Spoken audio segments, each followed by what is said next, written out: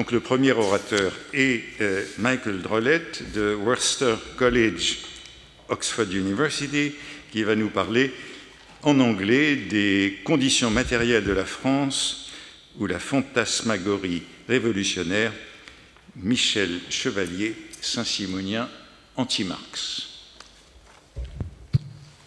Thank you very much, and my apologies for speaking in English. It is my mother tongue, even with a name like Drolet. I will take questions in French. I just wanted to thank Professors Compagnon and Menger for inviting me to participate in what promises to be a really absolutely fascinating conference. I'd also like to thank Céline Surprenant for all her solicitude and for her impeccable organizational skills. Thank you so much. Just a couple of brief words about Michel Chevalier to start. So Chevalier held the chair of political economy here at the Collège de France from 1840 until 1879, the year of his death. And that probably is the record for the chair of political economy of any of the professors at the Collège de France. So the paper that I'll be presenting to you goes through some of the historiography about Chevalier. And in particular, I'm interested in this question because Chevalier himself is an odd professor of political economy. He's a bit of a chameleon, and in the ideological struggles of the 19th century, he is appropriated by different political camps. And I'll explain a little bit about what's going on here. So I'll begin with my text now, and I'll try to keep this as clear and, as possible. So on the 18th of December, 1842, the Journal des Débats led with a two-page article on the publication of Michel Chevalier's Cours d'économie politique fait au Collège de France. The article, written by the historian and literary critic Alfred Auguste Cuvier-Fleury, was noteworthy, and it made a bold claim. Chevalier had broken with an established paradigm long-standing practice in French political economy. He had effected an important transformation in the science. Pendant longtemps, Cuvier-Fleury noted, on a fait autre chose en France que d'enseigner l'économie politique à l'usage et au profit de l'Angleterre. Chevalier's cours made a definitive break with that practice and with English political economy, and in so doing, a donné l'exemple de faire l'économie politique française. In a context where the works of Adam Smith, Thomas Malthus, David Ricardo, and James McCulloch dominated the discipline, and in which French economists such as Jean-Baptiste Dessay, Auguste Blanqui followed in their wake, what exactly did Cuvier-Fleury mean? Were his remarks a vulgar nationalist assertion, or did his observations indicate something altogether more sophisticated? Did he understand Michel Chevalier, author of the famous Lettres sur l'Amérique du Nord, like others understood Alexis de Tocqueville's De la démocratie en Amérique, as presenting the French with a new science for a world itself quite new? Was his praise for Chevalier's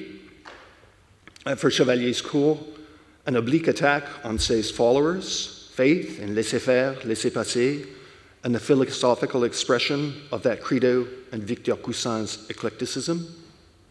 Did Cuvier-Fleury acclaim for Chevalier revealed an important truth of a political economy that in being resolutely tied to productive forces and their organization, charted a different course for France than the theoretically remote and increasingly mathematical forms of economic thinking developed by Smith's English disciples, David Ricardo and James McCulloch, and taken up in the pages of the Journal des économistes? To all these questions, Cuvier-Fleury's article answers in the affirmative. And in this, the historian and literary critic grasped something Marx, the indisputable critic of political economy, the critic who grouped together David Ricardo, John McCulloch, and Michel Chevalier, was never able to grasp. Chevalier had indeed charted a different course for the discipline than that set by Ricardo, McCulloch, and Say. What was that course? Was it akin to that charted by Tocqueville's New Science of Politics, a new science of economics for a world itself quite new? Or was it something different? Unlike Tocqueville's New Science of Politics, which remained resolutely tethered to concepts and language of politics, and therefore could do no more than turn back to the 18th century and draw on resources bestowed by Pascal, Rousseau, and principally Montesquieu, Chevalier's New Science of Economics, which was elaborated for a new industrial world, drew its resources from an altogether different knowledge regime.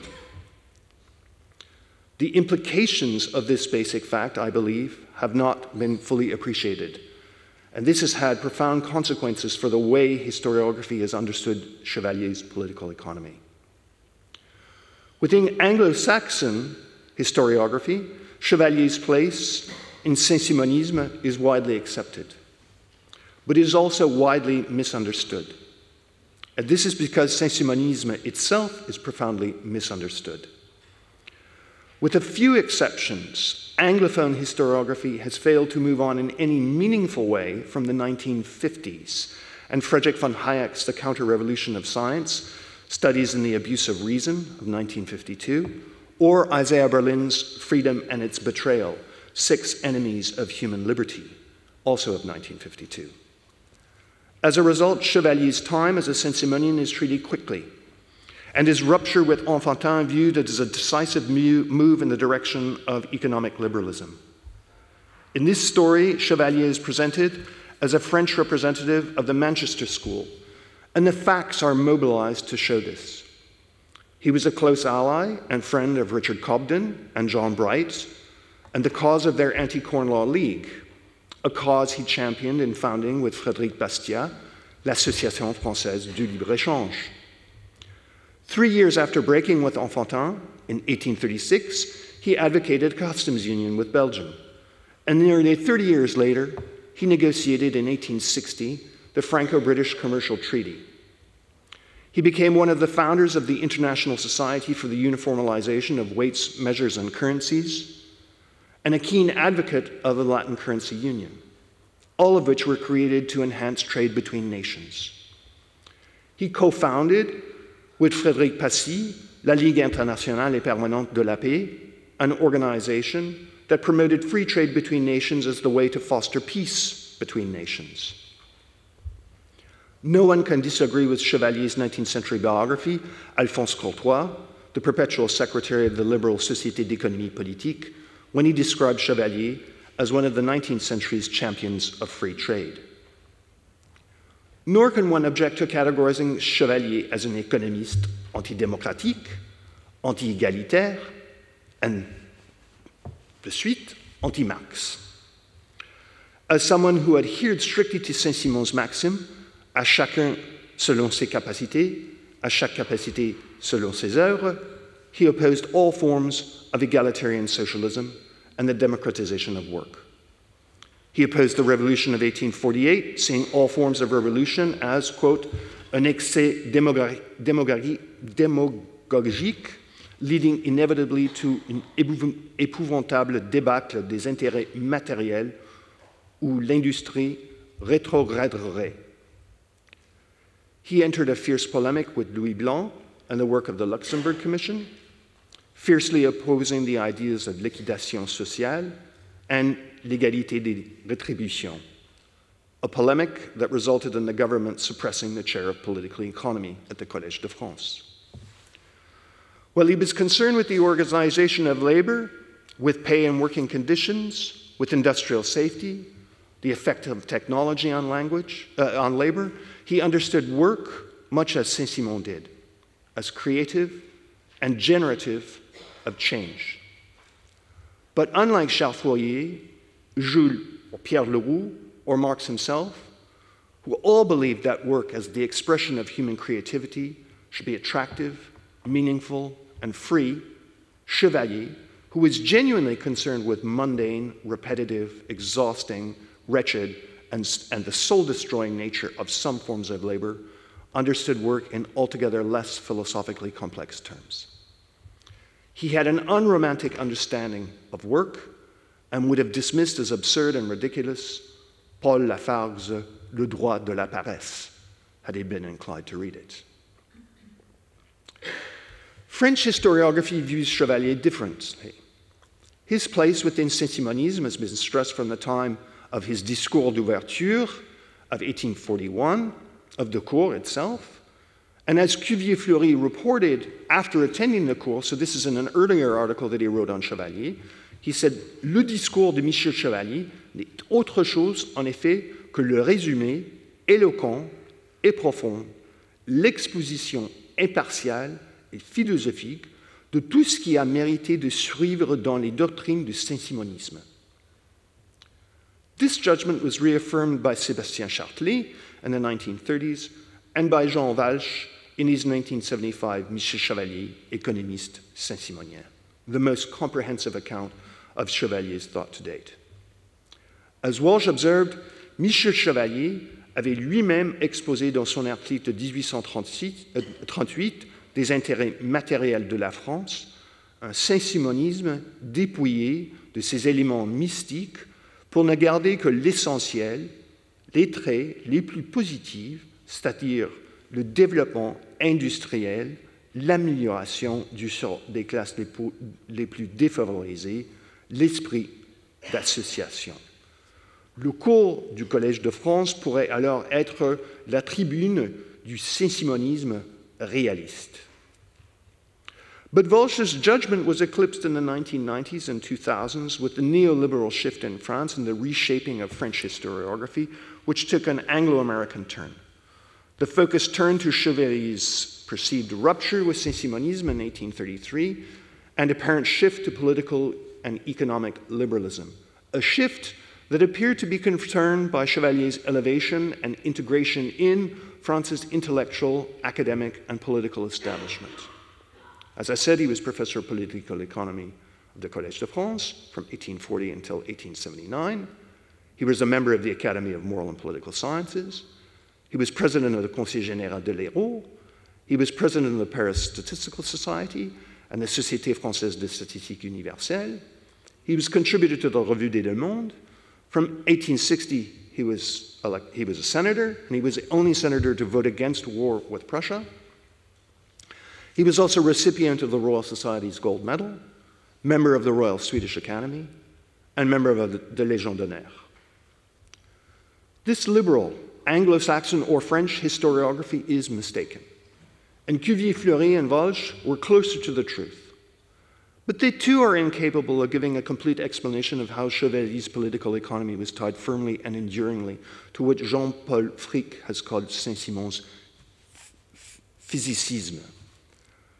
From its first iterations in articles for the Globe in the early 1830s, including his famous Le Système de la Méditerranée of 1832, then his Lettres sur l'Amérique du Nord of 1835, Des intérêts matériels en France of 1837, Histoire et description des voies de communication aux États-Unis of 1840, the cours itself from 1841 and 42, to his Lettres sur l'organisation du travail of 1848, an examen du système commercial connu sous le nom de système protecteur of 1852, Chevalier's political economy showed a striking preoccupation with physical and financial infrastructure and its organization. That was certainly saint-simonian.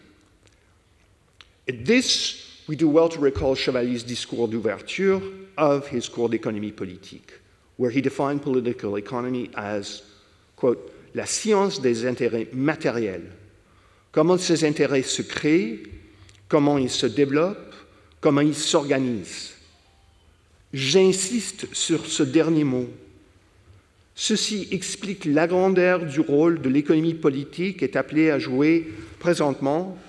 En effet, les plus grandes questions qui soient à l'ordre du jour de les sociétés modernes sont inséparables des intérêts matériels et de l'idée de l'organisation. Saint-Simon's mark is clear. Chevalier's definition of political economy, which is stressed on material interests and organization, was a significant departure from liberal political economy, which, for say in the traité d'économie politique, focused on, quote, la connaissance des lois qui présentent à la formation, à la distribution et à la consommation des richesses. Or Joseph Droz, who asserted that, quote, l'économie politique traite de la formation, de la distribution et de la consommation des richesses. Or Frédéric Bastiat, for whom political economy was la science de la richesse, ou mieux, la science qui a pour but de déterminer la richesse et le doit être le plus abondamment produit, les plus équitablement répartis et les plus rationnellement employés dans l'intérêt des individus comme dans celui de la société tout entière. These liberal definitions were far from removed from Chevalier's focus on material interests and organization. The extent to which this was true can be seen in Chevalier's preoccupation with the material, with technology, technological innovations, and their organization. He was obsessed with steam power and railways. His famous 1832 Système de la Méditerranée envisaged a network of over 60,000 kilometers of railways linking Europe's capitals and linking them to Constantinople, Tehran, Baghdad, Basra, and Kamchatka. And this at a time when France had barely 50 kilometers of railways. He devoted much of his cours to the questions of infrastructure and telecommunications networks. These were all themes he treated in earlier works. 4 long and important articles of 1837 in the Journal des Débats on the canalization of France, the longest of his Lettres sur l'Allemagne du Nord, the 60-page 22nd letter of 9 July 1835 entitled Les voies de communication, the 1837 des intérêts matériels en France, travaux publics, routes, canaux, chemins de fer, articles in 1840 for the Revue Générale de l'Architecture et des Travaux Publics, and his monumental Histoire et description des voies de communication aux États-Unis et travaux qui en dépendent of 1840. The relationship between the material and the organizational was highlighted in the place assigned to networks that would hasten the development of industry by accelerating the flow of capital, goods, and labor within and beyond the national economy, and spur the development of industry, its modernization through the dissemination of different manufacturing and organizational techniques that themselves would create the conditions for more rational, more efficient, less wasteful, and more sustainable production. At heart here was a complex circulatory system. Chevalier made frequent use of metaphors which liken national and international infrastructure to the human body's systems of veins and arteries. A crucial dimension of this idea lay in the way in which infrastructure would accelerate the movement of goods and people and thereby contribute to the interaction of different peoples. This idea, in turn, was linked to a metaphor on circulation of oxygen and blood in arteries and veins. The analogy of circulation of oxygen and blood extended beyond infrastructure and the movement of goods and people to encompass financial capital too. Circulation was juxtaposed to stationariness or stagnation. Circulation and its efficient organization gave life to industry. And as industry in all its diverse forms developed, it acquired importance and power at the expense of des intérêts guerriers. The circulation of capital was crucial to the task of developing industry, which contributed to generating new sources of capital, which in turn generated more industry. The connection between financial and material capital was intimate and self-generating. But this was a relationship that Chevalier saw very differently from liberal political economists such as Joseph Garnier or Frédéric Bastiat. For whereas they saw unfettered competition as resulting in an efficient allocation of financial and material capital, Chevalier saw it as a form of uncontrolled warfare, firms competing to drive their competitors out of the market, destructive to capital formation, and leading to what he said, une féodalité industrielle. Unrestricted competition was destructive to industry and social relations. It was the kind of competition that drove a short-termism Chevalier witnessed as a mining engineer in which foundries decimated local forests, the kind of competition that stifled innovation and investment, which resulted in the waste of valuable natural resources and agricultural produce such as grain. The drive to maximize short-term profits led to deficiencies of investment in new technologies that could raise the material conditions of the poorest class within society and improve the material conditions and interconnectedness of Europe's population. As he observed in his cours, unlimited competition, which is the sole law of industry today and which makes masters enemies of one another, obliges them on penalty of bankruptcy, that is to say, industrial death, to increase relentlessly and without limit the work of the laborer. Competition constrains the worker to look upon his neighbor as a rival who challenges him for his bread. It appears that the genius of war, repelled by the good sense of nations and governments, has sought to save itself in industry today, a last asylum, and that it has partially succeeded in doing so. And this Chevalier understood political economy much as Saint-Simon had done, that industry and labor needed to be organized properly, and that required a new form of technocratic state. But there is, I believe, more to Chevalier's understanding of political economy. As the first polytechnicien and ingénieur en mines to occupy the chair of political economy at the Collège de France, I believe his understanding of political economy has deeper roots in the natural sciences than Saint-Simon's.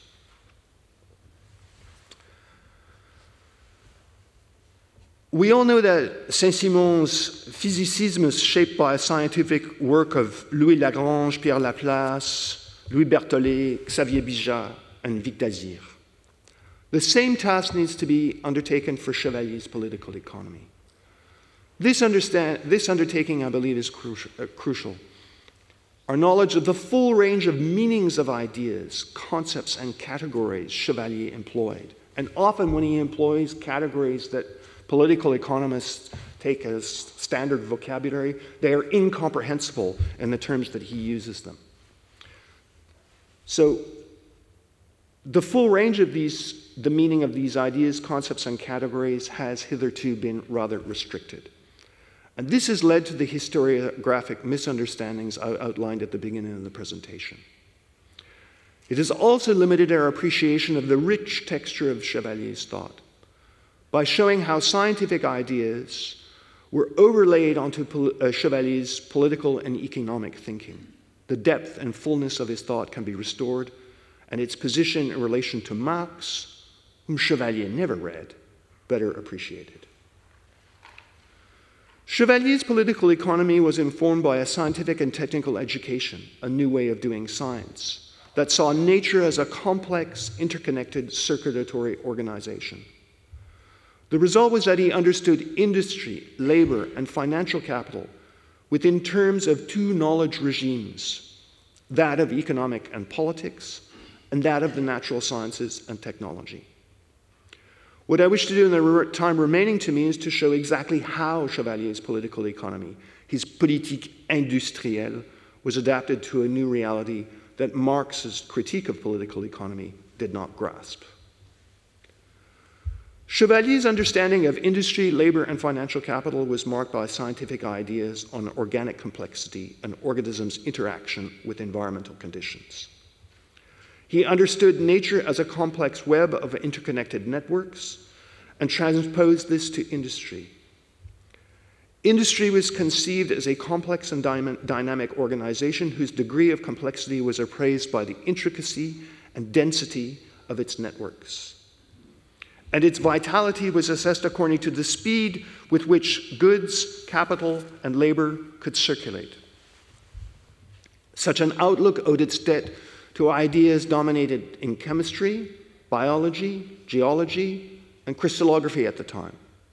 At the École Polytechnique between 1823 and 1825, Chevalier studied with François Arago and Louis Gay-Lussac, both friends and intellectual soulmates of Alexander von Humboldt. Both shared with Humboldt the idea that science and nature had to be understood holistically as a complex circulatory organization whose vitality and coherency could be altered either positively or negatively by human activity. Chevalier's time from 1825 to 29 at the École des Mines and the courses in mineralogy that he took and were taught by Élie de Beaumont and Pierre-Armand Dufresnoy, Gottlob Werner's French disciples, understood geology in similar terms. For Beaumont and Dufresnoy, the underground world was a complex network of veins and fissures that could be mapped out, allowing for the navigation and exploitation of this hidden environment. These ideas of complex networks were also bound up with Werner's ideas on spontaneous generation and the Lamarckian idea first outlined in the famous scientist 1802 Recherche sur l'organisation des corps vivants, and then taken up by a host of his followers, that inside the development of all natural bodies, there were two principles locked in perpetual struggle. Just as Lamarck believed natural bodies were animated by an internal dynamic, Chevalier also believed that a tension between the compositional elements of a given economy determined its dynamic. These ideas found their place in Chevalier's understanding of industry and labor as creative and generative of change. Chevalier's understanding that unfettered competition with industry and in labor could be profoundly disruptive to economic and social life was certainly something he shared with Saint-Simon. It was also something he shared with Marx, but for different reasons. Marx noted in his economic and philosophical manuscripts, quote, "As species consciousness, man confirms his real social life and merely repeats it in thought and his actual existence." And Marx sought to effect a change to social life and to species consciousness through revolutionary action, through the transformation of actual existence. Chevalier, however, understood such political action as unsettling and as rendering anarchic labor and industry, thereby disrupting the complex network at the source of the productive forces that would generate more complex and higher forms of synthetic unity, a unity that in turn would generate more productive forces. The lesson Chevalier had learned as a mining student was that the destruction of nature and the squandering of natural resources and human resources, which led to the loss of vitality and the collapse of complex natural systems, was mirrored in the economy and society. Unfettered competition and political instability led to a loss of vitality and a collapse of human systems. This he argued in the cours of 1841-42, and I quote, "Unlimited competition which causes an excessive fall in prices that appears favorable to the consumer. What occurs after all these accidents, these extreme depressions, these jolts, these shocks, is not only a transfer of wealth to some and a loss to others. It is rather, in the greater number of cases, a dead loss. For the theorem of kinetic energies that mathematicians establish in relation to the movement of solid objects equally subsists in the order of material interests, and perhaps too in the ethical realm. In political economy, just as in rational mechanics, it is true to say that variations subsist and that shocks result in an enormous loss of energy." Chevalier's understanding of industry and its organization gave one of the clearest expressions to something Marx himself believed, which was that the unleashing of powerful productive forces would create a more complex and higher form of synthetic unity. But whereas Chevalier's knowledge of this was directly informed by his studies in physics, chemistry, and geology, Marx's was mediated through his reading of Hegel and Hegel's own reading of Werner. On this point, Chevalier, like Marx, drew the direct connection between industry and nature, with the latter understood in the dual sense of humanity's external environment and of its internal species nature. And I quote again from Chevalier's cours, "There is no exaggeration in saying that through industry, man will really become the king of creation, the master of the universe. With industry, instead of being oppressed by matter, man will hold it subjugated to his will. This will be the conquest of the human spirit, and it is to that topic that I wish to turn, as it is in the intelligence of the greatest number, lost as it is today in worries of attaining the necessities of life, compromised and brutalized by toilsome labor, that will be emancipated and restored to its natural activity and creativity. Unfettered competition, short-termism, wasteful and irrational use of natural resources, revolutionary activity, all contributed to a disaggregation and a loss of creative, transformative energy. Chevalier's political economy was defined by organization and circulatory systems, and these were central to his reflections on commerce. These systems were organized by a technocratic elite at the heart of an activist state.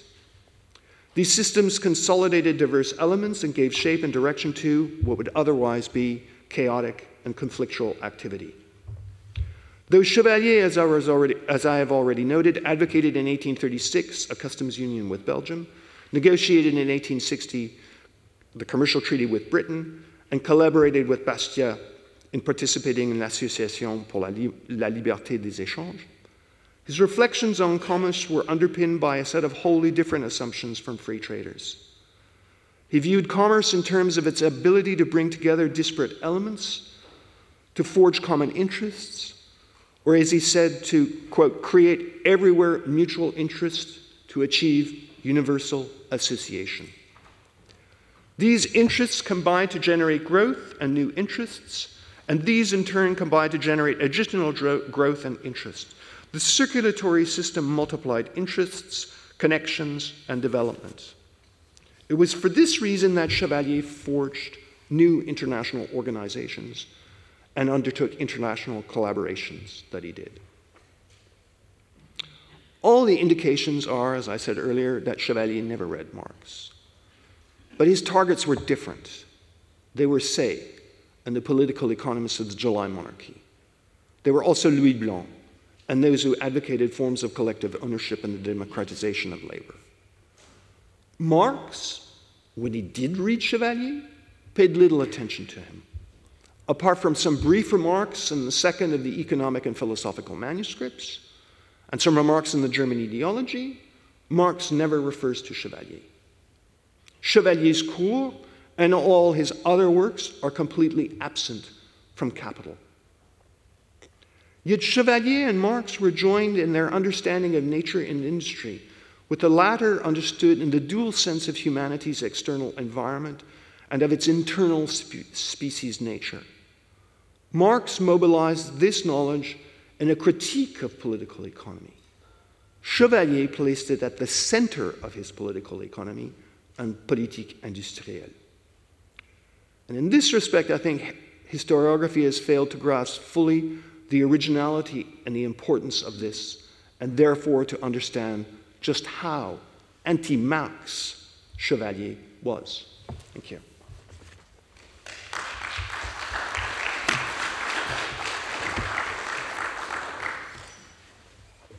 Merci beaucoup pour cette première communication sur Michel Chevalier.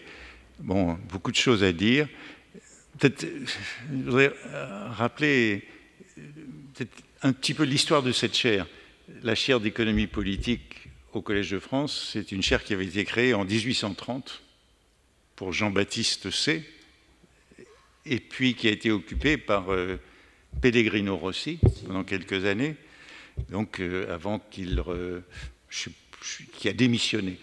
Et la nomination de Chevalier en 1840, c'est donc une nomination, je dis souvent les élections sont agitées, c'est une élection tout à fait régulière. En 1840, Pellegrino Rossi démissionne, Chevalier est élu la semaine suivante. À l'époque, ça va très vite. Hein.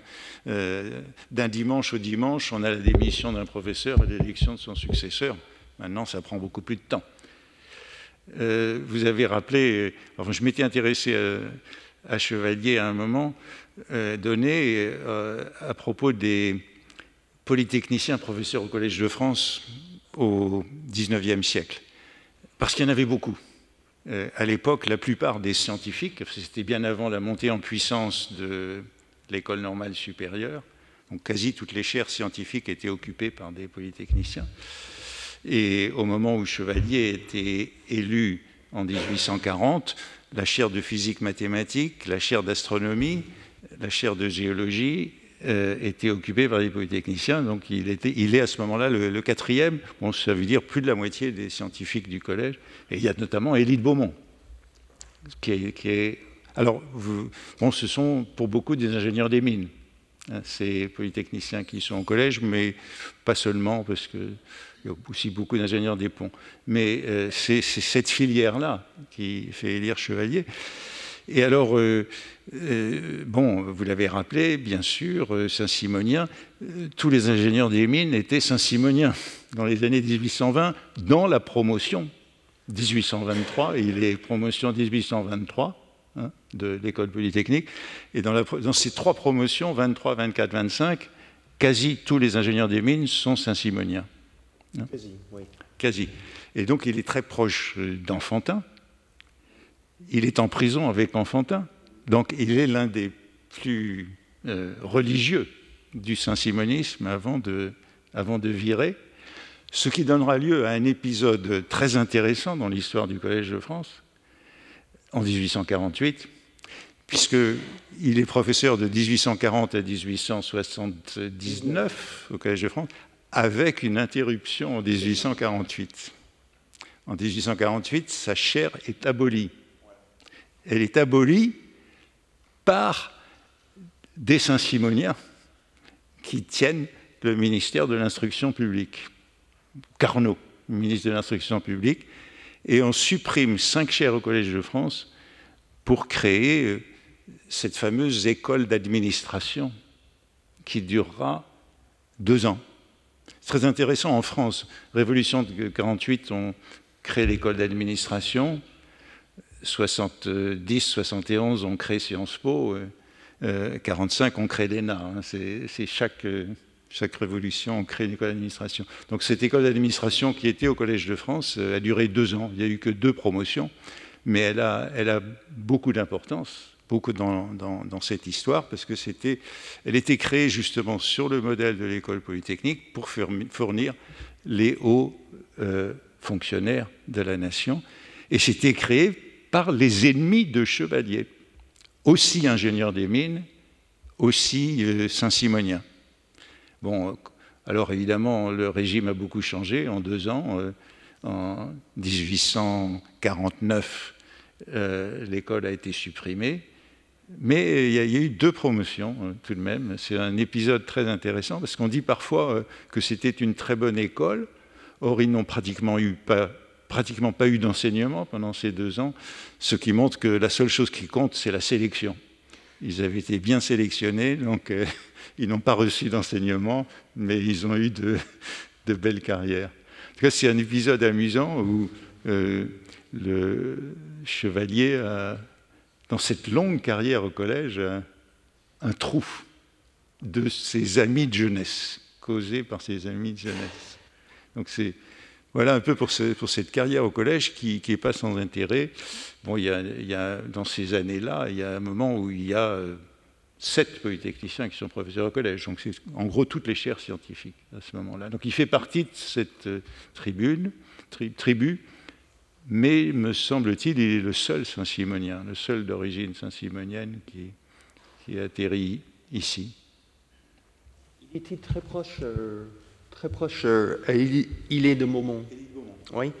Et puis Chevalier a publié un texte dans des Annales des mines en 1829, donc des mines de Mont, ce qui est un texte remarquable. Et c'est le seul texte qui était publié dans les Annales des mines qui était republié. Et c'était republié juste au moment du procès des saint-simoniens. Au mois d'août en 1832. Et donc, sans doute, Beaumont avait un jeu là-dedans. Alors, Beaumont était aussi longtemps donc, professeur ici.